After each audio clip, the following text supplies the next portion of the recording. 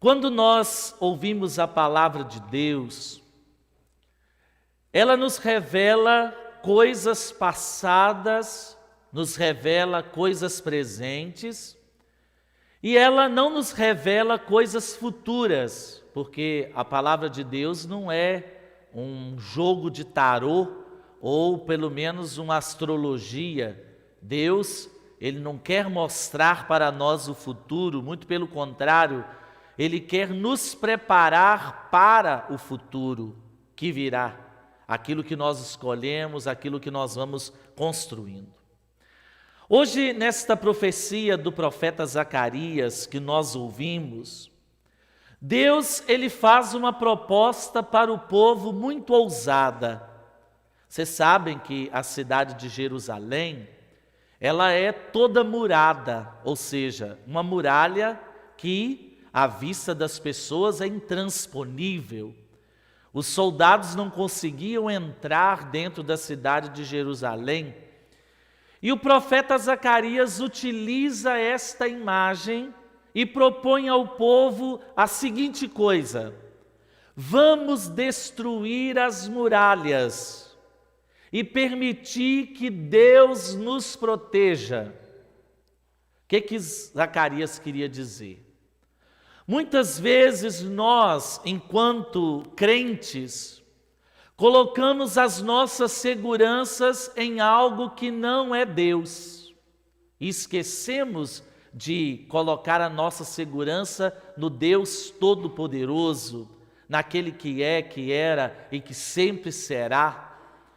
E aí o profeta diz: irmãos, irmãs, nós confiamos nesta muralha, nós achamos que esta muralha não pode ser destruída, nós achamos que esta muralha nos protege de todos os males, mas eu digo a vocês, esta muralha não nos protege de nós mesmos, da maldade do nosso coração, daquilo que nós fazemos no esconderijo da nossa vida. Então eu digo a vocês, vamos deixar de confiar naquilo que é externo e começar a confiar em Deus, o nosso Salvador. Porque aí sim, nós conseguiremos fazer o nosso plano de ação para o nosso futuro. Não confiar nas coisas, não confiar nas situações, não confiar naquilo que virá, mas colocar toda a nossa vida sobre o auspício e sobre a graça de Deus. Difícil fazermos isso. Porque quando nós olhamos a nossa vida hoje, a gente sempre pensa, eu preciso guardar um dinheiro, porque pode ser que eu adoeça amanhã. Eu preciso fazer isso agora, porque eu quero ganhar isso lá na frente. Deus está condenando isso, gente? Não. Ele não está condenando os nossos planos. Ele não está condenando as nossas vontades de querer desenvolver na vida. Ele está dizendo, não confie nas coisas. Porque as coisas, hoje elas existem, mas amanhã elas podem não existir. Por exemplo, confie, nessa igreja. Daqui a 50 anos eu quero me casar dentro dessa igreja. Quem te garante que essa igreja não vai cair daqui a 5 anos? Quem garante a gente? Você vai colocar a sua vida nessa igreja que está construída? Eu vou servir a Deus quando eu ficar mais velho, porque eu vou ter mais tempo. Na hora que eu aposentar, eu vou servir a Deus. Quem te garante que você vai ficar velho ou vai se aposentar? Quem te garante que você vai ter saúde para cumprir essa vontade? Estão vendo? Quando a nossa confiança está baseada em coisas, nós perdemos o sentido da nossa vida. Agora, quando nós colocamos a nossa confiança em Deus, pode acontecer o que for, que a nossa confiança não é abalada. A nossa confiança, ela consegue vencer todo o tipo de obstáculo, porque o que eu quero para a minha vida, Deus pode me conceder, mas eu preciso confiar que Ele tem esse poder. Vejam hoje o evangelho que nós temos. Os discípulos ficavam admirados com Jesus, e Jesus admirava. Imagina, um homem que curava todas as doenças, um homem que alimentava quem tinha fome, um homem que dava de beber a quem tinha sede, um homem que expulsava os demônios de todas as pessoas. Esse homem era de admirar, não era? Sim. Só que Jesus olha para os discípulos e diz o seguinte: irmãos, escutem com atenção o que eu vou dizer a vocês. Eu, enquanto homem, vou ser entregue na mão dos homens.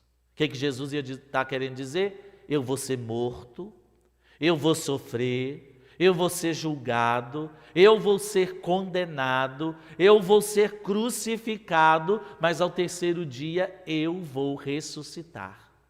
Mas os discípulos estavam tão encantados com Jesus que o Evangelho nos diz, eles não compreendiam e não faziam nem perguntas sobre o assunto, porque Jesus diversas vezes respondia a todos com a mesma seriedade com que ele propunha.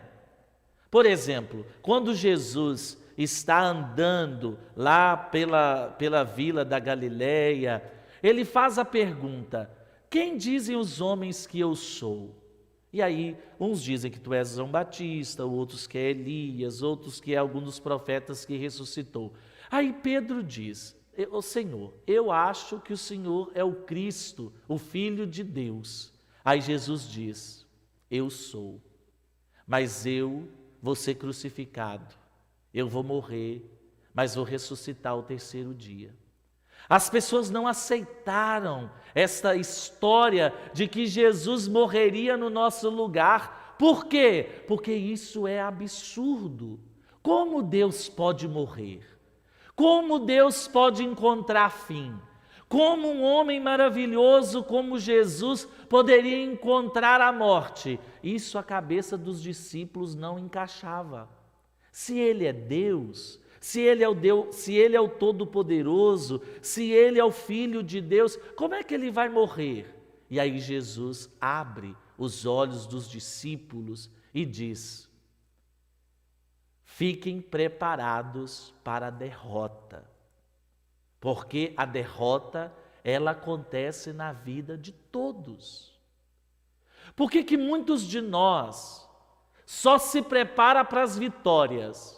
E é difícil sentir que nós perdemos. Vou dar um exemplo para vocês. Nós estamos lutando contra uma doença, algum parente nosso está lutando contra uma doença. Qual que é a nossa oração geralmente que nós fazemos a Deus? Senhor, liberte essa pessoa dessa doença. Tire essa pessoa desse lugar, recupera a saúde dela. E às vezes a resposta de Deus é não. E a gente se revolta. Sabem por quê? Porque nós queremos sempre vencer, nós queremos sempre ganhar, nós não queremos abrir mão de nada. E Jesus insiste e nos ensina: é preciso aprender a abrir mão. É preciso aprender a se sentir e a viver a derrota, porque vitória não é todo dia, não. Ou todo mundo aqui ganha sempre? Não é sempre que a gente ganha. Tem dia que a gente perde.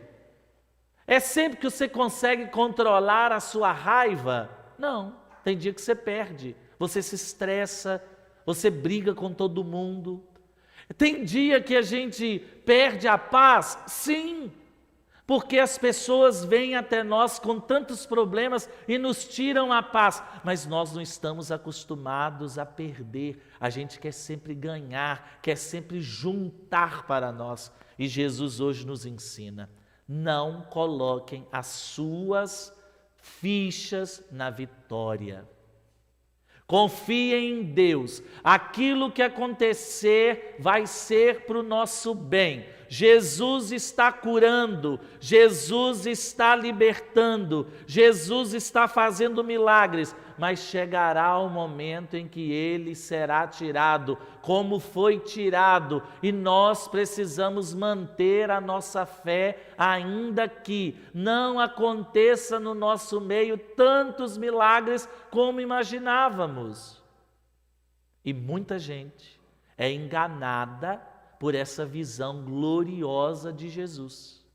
Ah, se eu sirvo Jesus, eu tenho que ter uma vida maravilhosa, sem nenhum tipo de transtorno. Não serve. Isso não é vida que Jesus promete. O que Jesus nos promete é vida nova, mas para alcançarmos a vida nova, é preciso passar pela cruz, é preciso passar pelo sofrimento. Porque eu quero? Não, porque a vida, ela exige de nós isso. A vida exige de nós aprender a perder. Por exemplo, quantas pessoas já perderam suas mães, já perderam seus pais, já perderam um irmão querido, já perderam um parente querido, e a gente sempre se desespera. Ah, eu perdi. Mas talvez você não perdeu, talvez você ganhou, porque em Deus até a perda se transforma em ganho. A tristeza se transforma em riso. O choro se transforma em alegria. Basta você pegar a palavra de Deus, do Gênesis a Apocalipse, sempre existe esperança.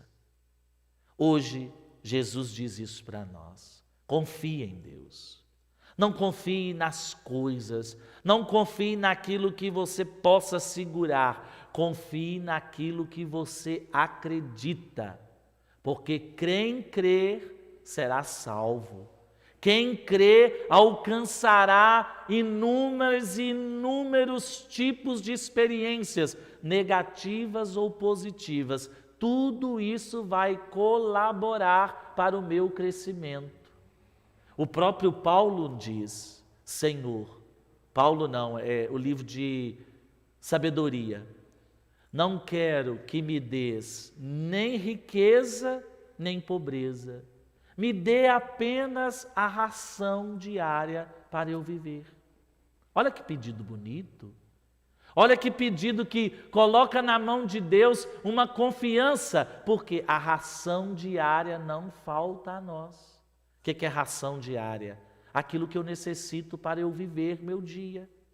Ah, tudo bem, a ração diária, mas hoje a minha ração vem muito pouco porque eu comi e ainda sinto fome. Mas quem falou que para você se sentir saciado é preciso estar com a barriga cheia? Quantas pessoas enchem o pandu de um monte de coisas, mas está sempre vazio, sempre insatisfeito?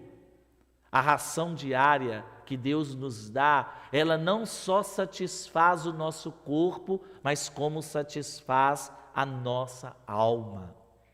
E o que Jesus diz para nós hoje, olha, não se encantem com a glória.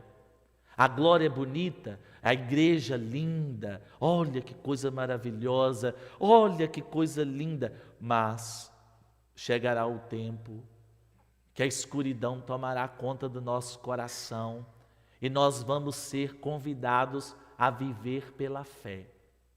Se vocês quiserem uma dica de oração, leiam os exercícios de São João da Cruz, ou pelo menos os poemas dele.